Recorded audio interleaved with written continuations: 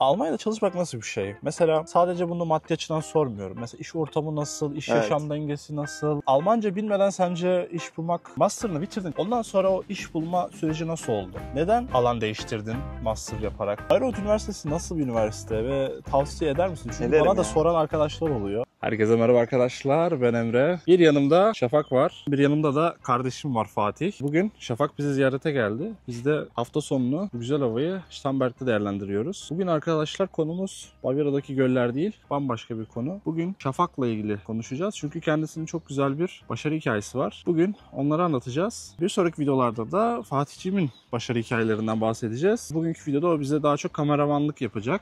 Bize o şekilde destek olacak. Bu tarz videoların gelmesini istiyorsanız kanalımıza abone olabilirsiniz. Bizi Instagram'dan takip edebilirsiniz. Telegram'da da harika bir grubumuz var. O halde hazırsanız başlayalım. Evet kardeşim, hoş geldin. Hoş bulduk kardeşim. Evet, bugün Starnberg'deyiz. Bizi ziyaret ettiğin öncelikle çok teşekkür ediyoruz. Ağırladığınız için teşekkür ederim kardeşim. Ne demek, her zaman bizim için bir zevk. Kanka bugün hazır seni bulmuşken aslında senin değerli bilgilerini, başarı hikayeni burada tekrardan kamera önünde anlatmak istedim. Eminim birçok insana burada ilham olacağız diye düşünüyorum. Sen buraya yüksek lisans öğrencisi olarak geldin. Evet. Hatta seninle birlikte Türk-Alman Üniversitesi'ndeydik. Sen siyaset ve uluslararası ilişkiler, ben Doğru. işletme. Hazırlıkta tanıştık. Çok aslında eski bir geçmişimiz de var. 9 sene oldu. Bayağı bir zaman oldu yani harbiden. 10 sene oldu tamam belki de. Tabii oğlum, yani bayağı bir zaman oldu. Gel Bayağı zaman uzun git arkadaş. zaman. Aslında benimle buraya master'a gelen tek kişi sendin. Evet. Sen de çok başarılı bir şekilde mezun oldun. Uluslararası İktisat Master'ı yaptın. Evet.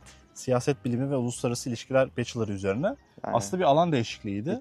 evet. Evet. Güzel oldu bence.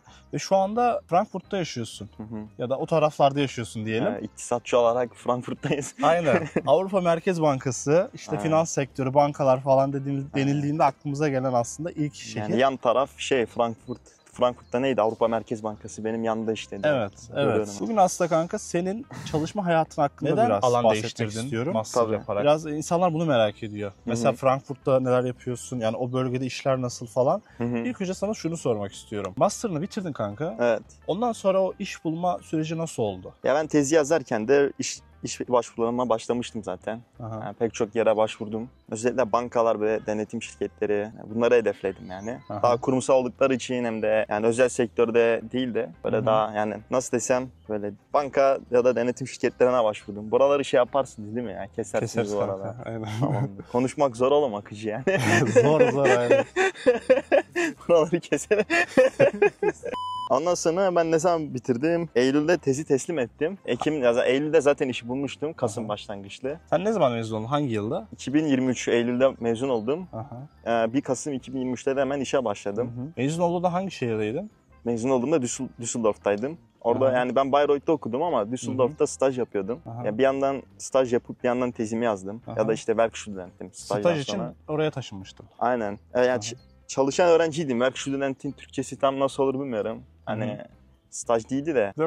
Working student'tım yani işte Düsseldorf'ta. Tezi de yazıyordum bir yandan. Ondan sonra işte BDO diye bir şirketteyim şu an. Denetim alanındayım.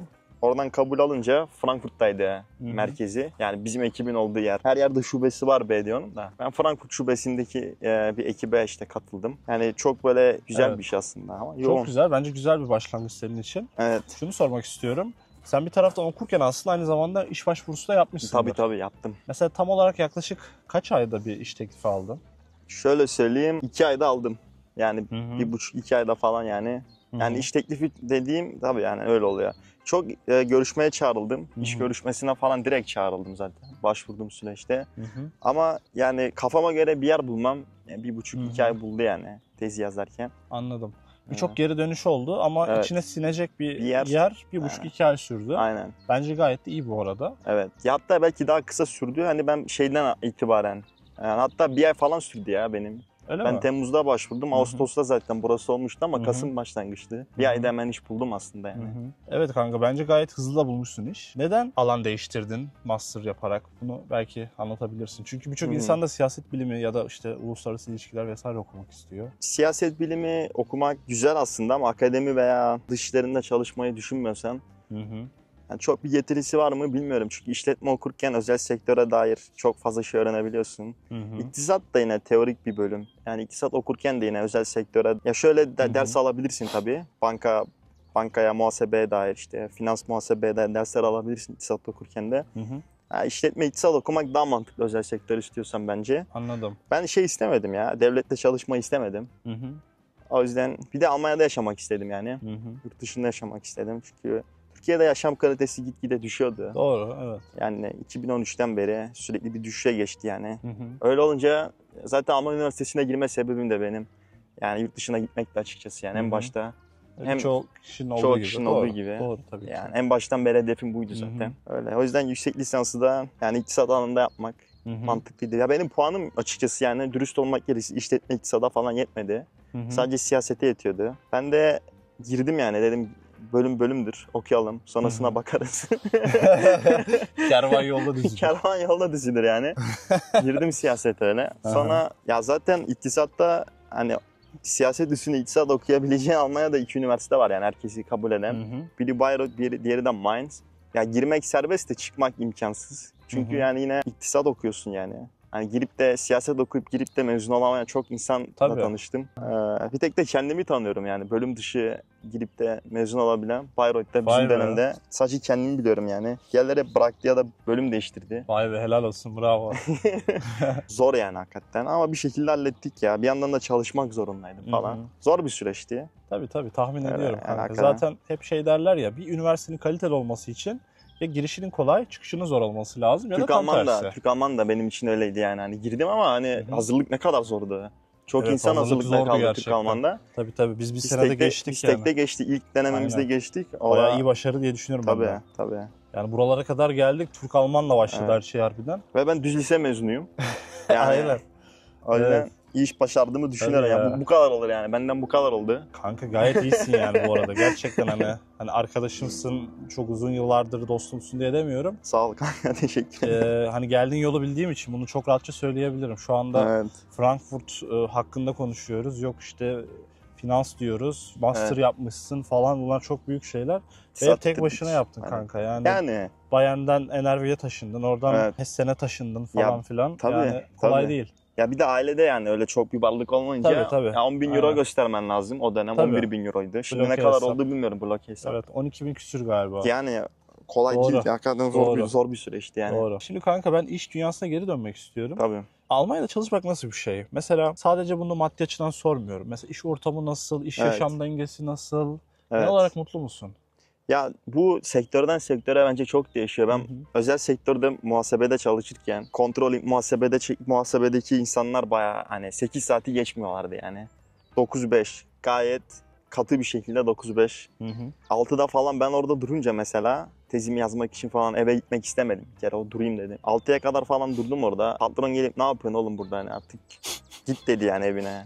Aha. Hani öyle bir ortamdı. Tabii denetim ve banka sektörü bence farklı. Frankfurt'ta daha farklı yani. Tam olarak şu an neler yapıyorsun, onu da anlatır mısın? Şu an yani şimdi şeyin adını veremem. Projelerin adını veremem. Tabii. Denetim alanında. Genel olarak. Ama hakikaten Amerikan borsalarına kote alınan şirketlerini Hı hı. denetimini yapıyorum. Yani o yüzden bayağı bir şey öğrenmen gerekiyor yani. Hı hı. Süreçte Süper. şu an asistanım ama seniorluğa yükselmeyi bekliyorum yani. Çünkü 1,5 senedir bu işi yapıyorum yani. Hı hı. Şu an 1,5 sene oldu. Bir yandan mali müşavirlik sınavları var Almanya'da. İşte bir Wirtschaftsprüfer examen diye geçiyor. Ona hazırlanıyorum. Hı hı. Yüksek bir meslek yani potansiyeli yüksek bir meslek. Şu an çok yüksek maaş kazanmıyorum ama Hı hı. eğer ki tecrüben artarsa, sınavlarında geçersen epey bir para kazanabilecek bir meslek alanı.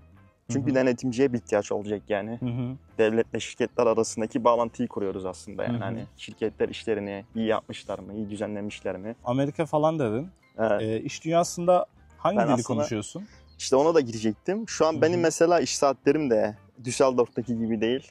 Yani Hı hı. orada 9-5 çok katıydı. Burada 5'te çıkana yani insan vicdan azabı çekiyor işten 5'te çıktığı zaman. Öyle bir sektör şu an Kaçta yani. girip 5'te çıkınca böyle oluyor? 9'da gir 5'te çık vicdan azabı çekiyorsun. Şu an öyle bir Aha. sektör bu yani. Özellikle 3 ay busy season diye geçiyor. Busy season Denetimde süreci oluyor, denetimde. Bankalarda da var galiba bu. Aha, Böyle investment doğrudur. bankerlar falan daha da çok çalışıyor yani. Aha. Investment banking'de 80 saat çalışmayanı dövüyorlar, kovuyorlar yani öyle duydum. Frankfurt biraz rekabetin yüksek olduğu finans sektörü. Çok çalışman gerekiyor. Yani beklenti o şekilde. İşte kaça kadar? 12'ye 1'e kadar gece çalıştığım zamanlar da oldu yani. Oo. Aynen. Yani bir hafta 2 hafta falan mesela 12'ye 1'e kadar çalışıyorsun. Bir de otelde kalmak zorunda kaldığın oluyor. Ha, bu sektör biraz öyle bir sektör. Hı hı, biraz da Şey- yoldasın. aynen mandat diye geçiyor ya da client İngilizcesi. Türkçesinde Aha. ne olduğunu bilmiyorum. Denetimini yaptığın şirket diyelim yani. Onun ana merkezine gitmek zorunda kalıyorsun yani. Hı hı. O merkezler de işte ne bileyim mesela başka bir yerde olabiliyor yani. Hı hı. Frankfurt'a 2 saat uzaklıkta bir yerde mesela Hı hı. benim denetimini yaptığım bir şirket. Oraya gidip böyle tüm takım orada zaten. Hı hı. Sana bir oda ayırıyor orada şirket denetimci olduğun için. Hı hı. Ya da böyle bir ofis ayarlıyor yani sana. Hı hı. Orada böyle 12'ye 1'e kadar çalışıyorsun mecburen. Hı hı. Ama bu sadece busy season yani. Onun dışında 9 ay, 8 ay falan. 9-6, 9-7 öyle gidiyor. 9-5 hiçbir zaman olmuyor açıkçası. Çok nadir yani. Hı hı. Öyle bir sektör ya ama çok şey öğreniyorsun. Bir Hı hı. sürü şeye giriyorsun. Şirket içi sınavlara giriyorsun. Hı hı. Şirket içi eğitimler oluyor bayağı. Öyle güzel sektördü yani. Maaşım fazla değildi ama hani acayip şey öğrendim. Hı hı. Şirket senin öğrenmeni destekliyor yani. Denetim o açıdan iyi. Öyle cüzdanı da bir bakayım dedim. Burayı kesebiliriz. Denetim o açıdan iyi bir sektör yani. Öğreniyorsun bayağı yani. Maaşın Yani az oluyor ama. Anladığım kadarıyla belli başlı dönemlerde biraz yoğunsun. Evet. İş yaşam dengesi çok olmuyor. Evet. Ama o yoğunluk geçince de biraz da rahat bir dönem de geliyor diye düşünüyorum.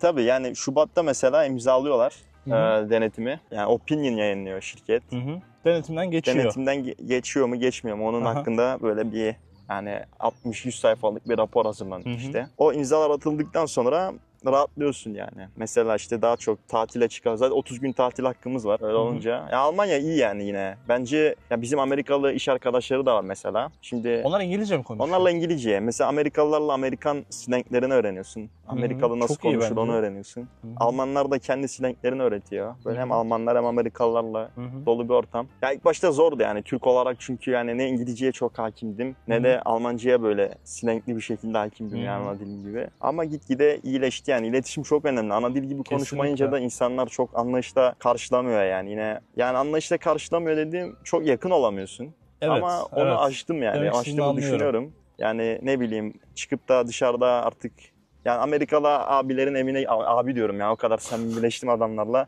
Evine gidiyoruz mesela adamların. İşte Aha. çocuklarıyla oynuyorum, eşiyle muhabbet ediyorum. Doğum günü vardı adamın oraya gittik Hı evine. hı.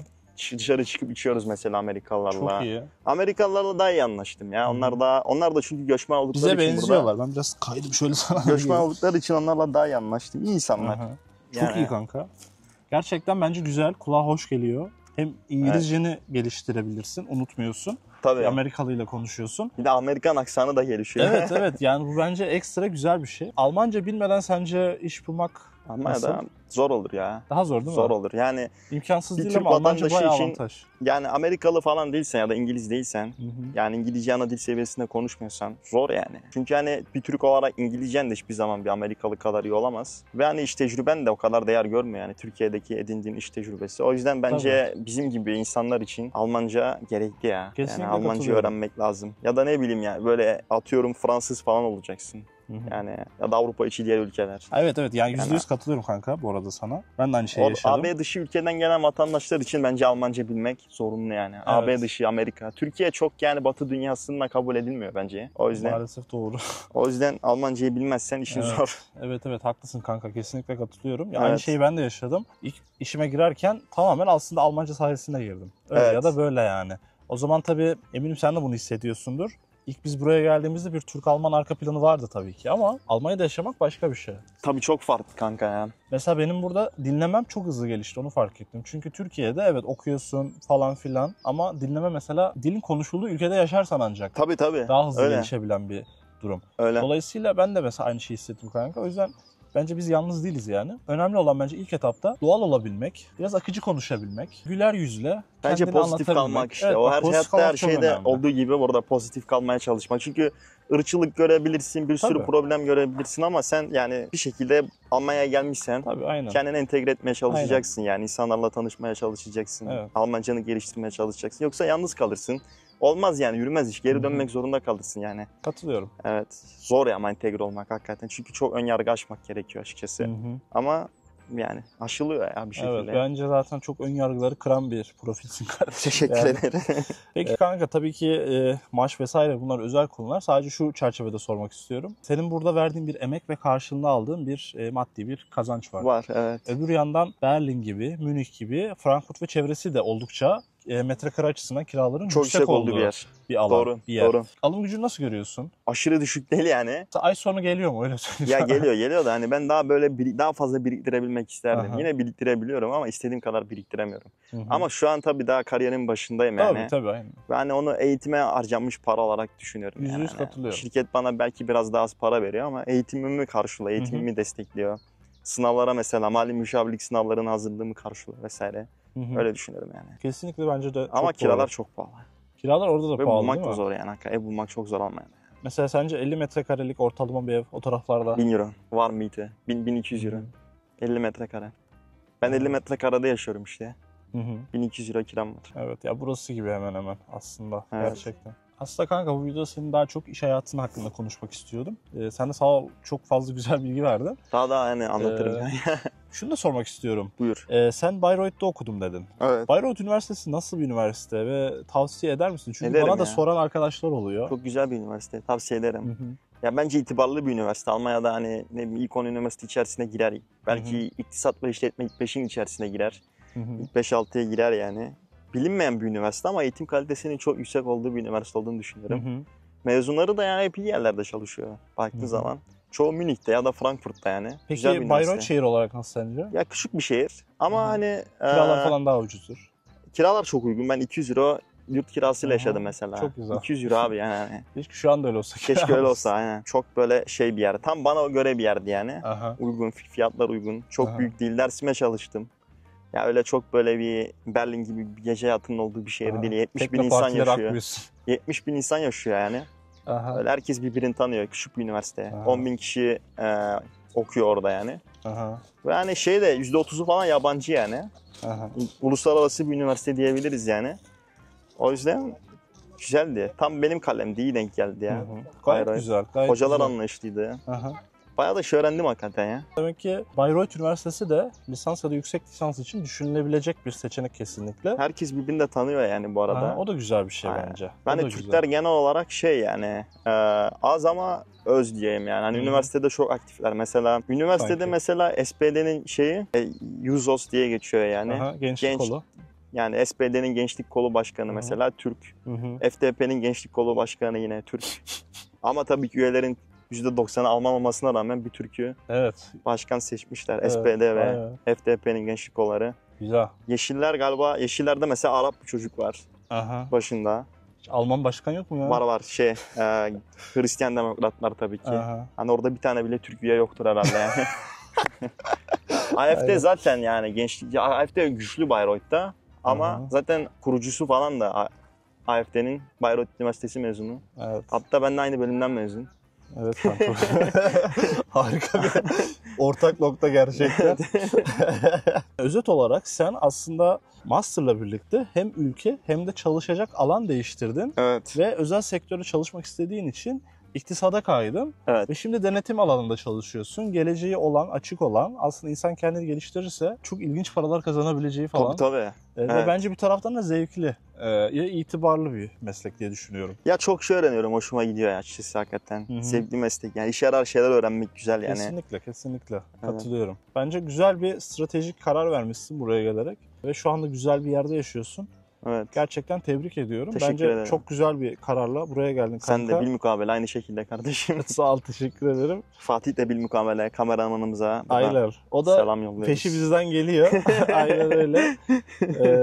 Evet, Fatih'le de Bavyera'da üniversite öğrencisi olmak temalı bir video çekeceğiz ileride yakın bir zamanda. O da Fakat mutlaka çok bilgilendirici olacaktır. kesinlikle katılıyorum yani. Hiç Bavyera ile ilgili bir üniversite teması ile ilgili hiçbir videomuz yok şu anda kanalda. Evet. O eksikti gerçekten. Ingolstadt'ı bize anlatacak Fatih Baba. Aynen. Burada spoiler vermiş olalım. Evet. Fakat bugün iş dünyası ile ilgili aslında yeni mezun bir kişiyi Almanya'da neler bekliyor? Zorluklar bekliyor onu söyleyeyim. Onları anlattın. Ha. Evet. Yani direkt böyle çok büyük paralar kazanmak Hı hı. imkansız. Tabii. O yüzden Yani hiçbir şey altın tepsiyle sunulmuyor. aynen öyle. Mütevazı Aynen. olmak iyidir. Beklentileri mütevazı tutmak Evet, iyidir. evet. Ama hani bu demek değil ki yani hep öyle kalacak. Tabii. Hani gelişeceksin ama zamanla gelişeceksin. Tabii. Yani hemen her şey bir anda Tabii altın yani. tepsiyle sunulmayacak. Aynen yani hak Evet. yemeyeceksin, hakkını da yedirmeyeceksin. Kesinlikle evet doğru. Aynen. Her şey çok güzel olacak. Evet. Zaten Almanya'da hak da yiyemezsin. Devlet adamı mahveder yani burada hak Aynen yersen. öyle. O da Aynen güzel öyle. çünkü Öyle olması lazım yani. Evet arkadaşlar, bugün Şafak'la birlikteydik. Kardeşim tekrar teşekkür ediyorum. Ne demek? Her zaman çalışan karşılığını bulur kardeşim diyorum. Bugün Starnberg'teydik. Starnberger Z arka Acayip planında. ortam. Evet, böyle resmen ilkbaharın buram buram geldiği Yandık arkadaşlar. harika bir gün. Buradan yürüyüş yaparak tatlı bir hafta sonu geçireceğiz. Kanala abone olmadıysanız abone olabilirsiniz. Videoyu beğendiyseniz lütfen like atın. Böylece ben bu tarz videoların gelmek istediğini anlayabilir ve bununla ilgili içerikler üretmeye devam edebilirim. Instagram'dan beni takip edebilirsiniz. Harika bir Telegram grubumuz var. Orada da sizi bekliyoruz. O halde bir sonraki videoda görüşmek üzere. Şimdilik hoşça kalın. Hoşça kalın.